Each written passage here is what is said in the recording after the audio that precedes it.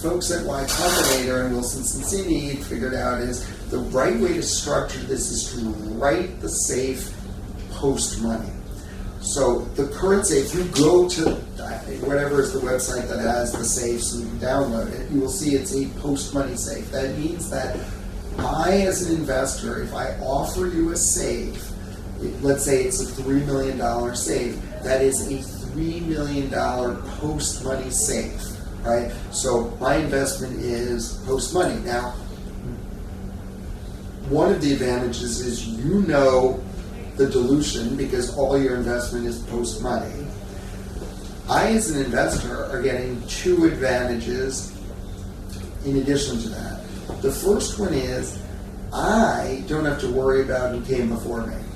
So I don't have to worry about all this messy previous fundraising that you did and calculate where I am because my investment is $3 million post-money, right? Regardless of whether you crazily raised $2 million already and are now raising at a $3 million valuation, or you've raised nothing. The other thing that's important, particularly in the U.S. context, is that by raising on a post-money basis, it makes that investment a qualified investment, which sets the 5-year clock to the old safe did not, which is important to investors because almost all of the people who are putting money into companies are high net worth individuals. All the safes that people who are sophisticated use would have a cap. The reason for that is that if I don't cap the valuation, I'm giving up all my upside. The whole point is that the one who's the winner is giving me all the returns. So if I don't know it, I invest in all of you, and only one of you raises the next round, and the rest of you just all go bankrupt, right? The one who raises the next round, let's say I invested at one point, you raise your next round is at $50 million. There's no cap.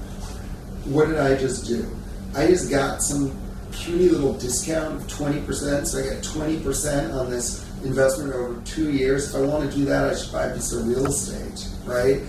Instead, I wrote a cap that said it was a $2.5 million cap, so when you raise at a $50 million valuation, my money comes in at 2.5 and I get my markup, right? So I haven't given up my upside. So all the sophisticated investors will be doing the cap, right? The same thing is true. People will use convertible notes instead of safes. There's a little bit of make sure you have some crazy little clause in there that a lawyer put in that takes my third child if something happens or something like that, right? And then the alternative is just preferred stock on a priced round. If the company is early, this is a difference between the U.S. and India.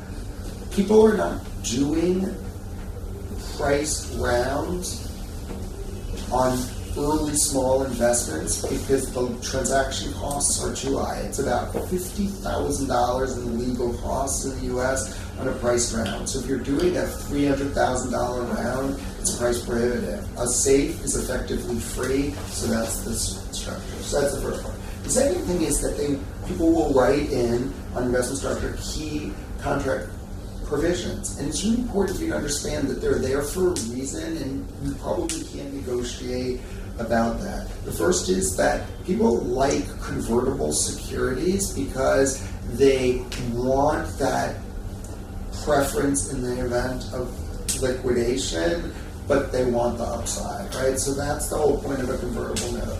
The second thing is that they're going to write in oftentimes forfeiture and anti-dilution provisions. The forfeiture provision is super important because I want a non-performing founder out of a company if the company is good and the founder was bad, right? Like, you don't want the WeWork situations of the world, right? Where you have to pay $1 billion because just to get the founder out, they are holding you hostage. The anti-dilution provisions are really important. Like, I don't want to be punished as an investor if I, particularly an early investor, and I don't have a board seat and I don't have much control, that you have raised in a down round, right? I want you to be the one punished.